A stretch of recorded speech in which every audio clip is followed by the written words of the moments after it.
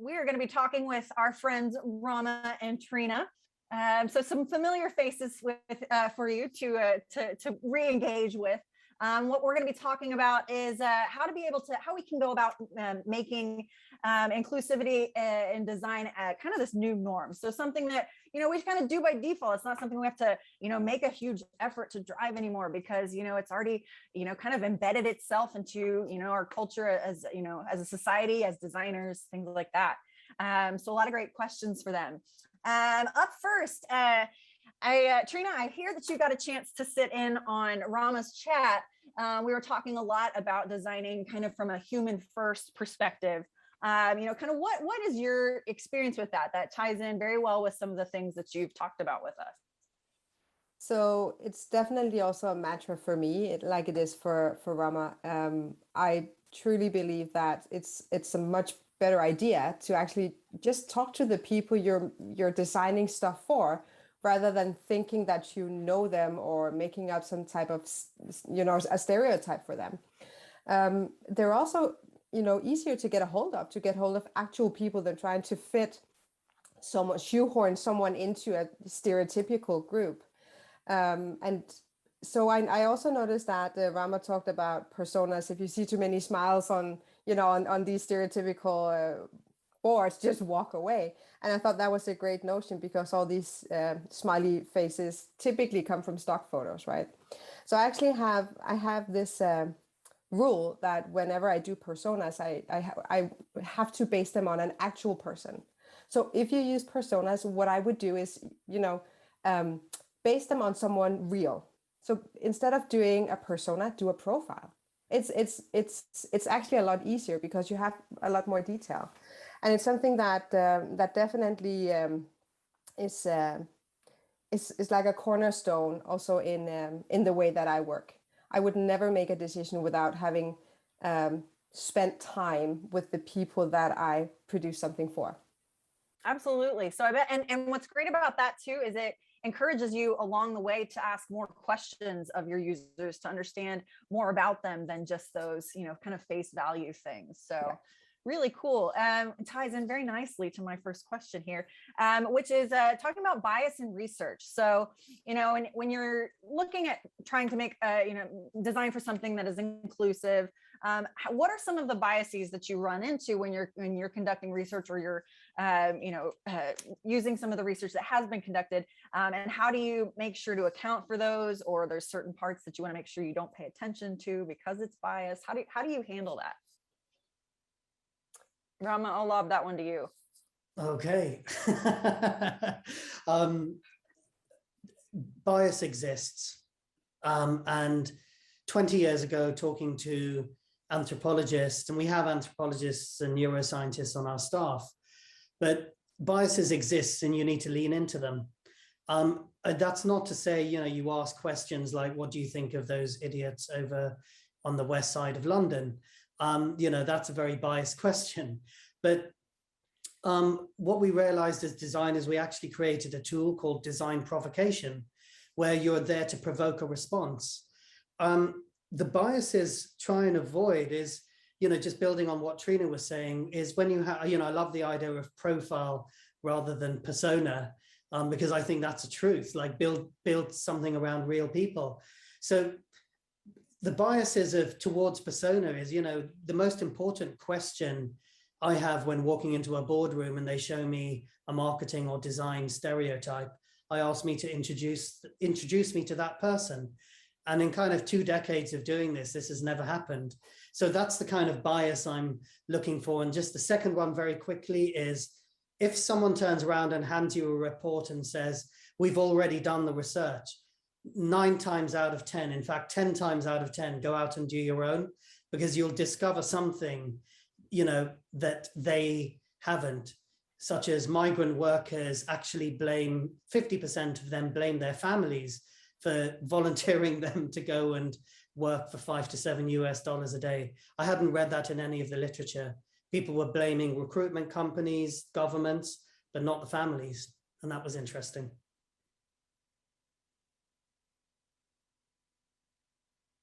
I think do you have anything to add? Oh, sorry. I think like Rama said, bias does exist, and we can't ignore it, and we can't just claim that it doesn't exist. I agree that there needs to be a question frame around our bias. So I would also definitely create a set of questions that would make sure that, or not make sure, but at least take into account, because sometimes when you have a bias, you can ask sort of questions on both ends of that bias, right? And I think that's actually a healthy way to look at things as well. It also is a very good idea to include more people on the research team than just one, because we tend to be able to identify other people's bias easier than it is to identify our own. Mm-hmm. So, the chance that two minds are greater than one is actually a truth. So that's also a good rule of thumb, if you can include more people than one researcher and one generally, because we become, it's easier to identify the bias in others. Absolutely. And it sounds like that's a great way to start to cut down on some of the potential stereotypes that, you have in your own minds, and those personal biases that could come out in your personas, your profiles. Encourages you to have those multiple perspectives. So that's great. So we've heard a lot of really great best practices on kind of how to cut down on some of that bias. Where do you feel like, I'm curious, kind of just personally, in your what you feel like you've accomplished, where do you feel like you've something you're really proud you've made an impact on? In terms of breaking down bias, or just in general in terms of expanding inclusive design, on a small scale, on a large scale, just something you're particularly proud of? Yeah. So I'm super proud of a lot of the work that I did when I worked with designing digital experiences for children. One of the things that I helped create was a much greater sense and a much greater understanding of what kids go through when they're exposed to an interface that they don't necessarily read. I was part of building a creative universe for children from the age of 3. It was a global initiative, and we had kids from all over the world using this platform. So also kids, so the primary language of the interface was English. So imagine an Italian child or a Polish child having to use an English interface, being at the age where they might be able to read their own language and understand some of their own language, but certainly not a foreign language. So we did a lot of research that helped us build an interface based on both on iconography, but also on translating into a multitude of languages, so that we made sure that the kids could actually use the interface. We succeeded in including a lot more children than from the get-go. That's something that I'm very proud of. I love that, especially helping to include more kids too. Yes. Mm-hmm. How about you, Rama? For me, it's the word leadership. So applying the principles of inclusive design to broken leadership models, and hinted about it at the end.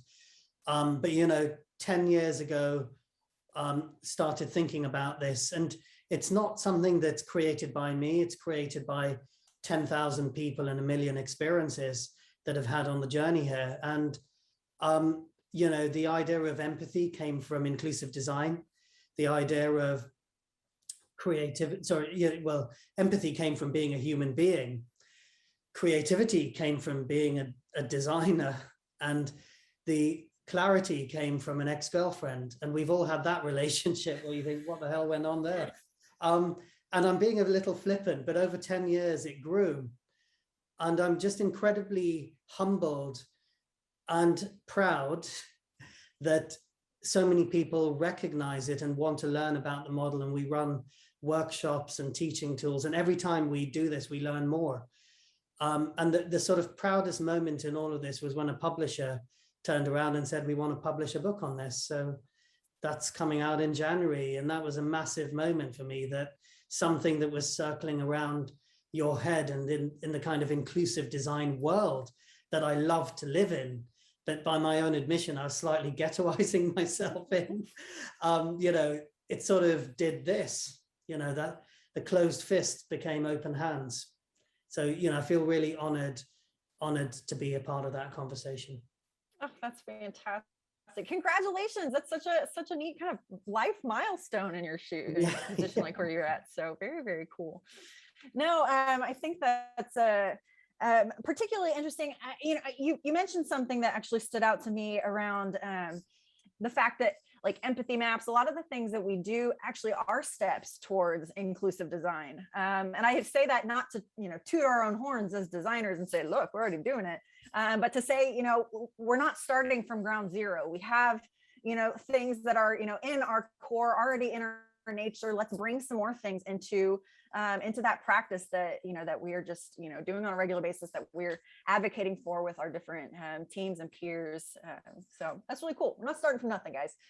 Okay, so that kind of leads nicely into my next question, which is, if we want to continue to perpetuate inclusive design, especially amongst our teams and peers, what are some things that we can do to help advocate for it as designers? We have, in a lot of places we're looked at as, here's your design box. This is where you're supposed to color. You don't color outside those lines. But, how can we really try to help influence in a positive way? So that sparked sort of a question in my head that you could answer. So generally, it's about challenging the norm, challenging the norm of the team. And yesterday during my talk, I talked a lot about different question frames to challenge, existing decisions, to challenge whenever we make decisions. I think one question to challenge the norm on diversity could be something like, whose truth is this? So in your team, when something has been said, challenge, whose truth is this? Is this our truth? Is this the truth of the people that we cater to? And I think generally our terminology has to change a little bit. So we, as you said, Katie, we're not inventing a new tool set. We just need to learn how to use them slightly different. So it's not more work, it's just different work, different ways to utilize the tools that we have. But challenging the norm is what comes first. And I think, that's a beautiful answer, because, I'm just looking at the wall behind you has a lot of things for the book. It's got like it's written, scribbled on, but standing in your own truth is a really important one. So I'm just going to riff off your answer about truth and say, as designers, our most powerful tool is listening, but we also have to learn what is the truth that we stand in. And when we wear our passion and purpose visibly and vocally, people are attracted to it. Designers are non-threatening. We can walk through walls, truly. If marketing comes in, that's a stance. If HR comes in, that's an even bigger stance. If designers come in, we need to step ourselves out of the creative ghetto, learn the languages of other people and other places. And a very simple thing, I learned just looking at different truths, was we were working with a supermarket company about 20 years ago. And the supermarket, the marketing director said, there's nothing wrong with our packaging. Older people love us and our sales show this. So we went off and got their easy peel bacon packaging, easy open milk, and lots of other easy things. Gave it to a group of 12, 80-year-olds. None of them could open anything. So we went back and the pitch, the repitch. So we asked for a repitch and we said, it's only going to be 6 minutes long. So, okay, we can fit that in. It was just 6 minutes of Frank, aged 80, trying to open the easy peel bacon packaging. We didn't say anything. And at the end of it, he goes, this is really painful. We'll do a project with you. And that was a moment when I realized that whole thing of truths. We're trying to represent a design truth. We're trying to stand in our own truths, but actually what was real there is you need to get yourself out of the way and get the voice of Frank in front of people. And that is one of the most powerful things, is just the the real things that real people are doing, bringing that into the conversation is one of the most powerful eye openers. And more than that, a heart opener. You open a heart, everything happens. Wow, what a statement I bet that made. I'd be on board. I mean, I would already be on board because I got that design thing with you, but Can I make a quick supplement to that story? Absolutely. Brilliant story. I did pretty much the same thing with the development team that wouldn't listen to the research insights that we brought forward. So I scheduled every 2 weeks, I scheduled a meeting with them where I put them through 30 minutes of user insights, basically test videos with actual people who were trying to use the product that they were building. And, you know, the painful word came up in, you know, frequently in those meetings as well. It's very effectful. It's very effectful. My gosh, so eye-opening too. And especially when you combine it with like the expressions on their face, like the points where they get really frustrated and you're like, oh, I'm gonna make sure to take a note of that. Yeah, it's incredibly telling, that's for sure. Let's see, double check on time. Okay, I'm excited for these last 2 questions I have for you. Kind of 2 sides of the same coin here. So first one, what would you tell your 10-year ago self about designing for people? Like picture where you were 10 years ago. What's some advice you'd give to yourself? I'd say go for it. You're on the right track. Love that. And I would say it's bigger than you imagine. Ooh, yes, absolutely. That's what you're going to spend the next 10 years doing, self. Yeah, you know, Jacinda Ardern's going to talk about empathy, and you know, it's going to be at a bigger level than you imagine. I kind of imagined Jacinda Ardern when I said that. Yeah, yeah. I never have thought 10 years ago a premier would have stood up and said, my strength is empathy. Wow, absolutely. And especially when you factor in, you know, the fact like just how much technology has grown over those 10 years. Like what an incredible set of experiences that have been added to the kinds of things that we want to make, you know, pleasant for people. So really, really cool. Okay, so let's flip that around. What would you tell yourself 10 years from now about designing for people? Do you have kind of some sort of personal vision where you'd like to see yourself 10 years from now and how you operate with inclusive design? I think for me, I would actually say the greatest project that you have done is the next one. So I love that. It's always, you know, it is that pathway of life learning. I love that. That's so, and it always keeps you like looking forward and excited about what's coming next. Where is this going to go? Stay tuned to find out. And I would say that because I would assume that 10 years from now, we have even more advanced tech that will assumably help us sort of replace the human insights. And I would say to myself, stay true to the basics. Stay true to the basics and keep talking to actual people. Yeah, yeah. Oh, that's a really cool perspective. Like not like being able to kind of scientifically remove some of that bias. That's really neat. It actually reminds me of things that we're already experiencing with AI, which is, you know, we need to make sure that we're not coding things, we're creating algorithms that are extending, you know, this kind of bias. Exactly. I mean, that direction is only going to, you know, you know, it's only going to go faster, right? So we have to stay true to the basics. Absolutely. Got a big role we can play in that as designers. Yep. Excellent. Well, we are right at time. I just want to say thank you so much for joining us today, Rama, and coming back to see us, Trine. It's been really, really great to just get to chat with you, kind of hear more about your unique perspectives on these kinds of things. So please, we've got one more session after this. If you're not busy, come hang out with us. But otherwise, we just really appreciate your time. It was a pleasure. Thank you. Thank you so much.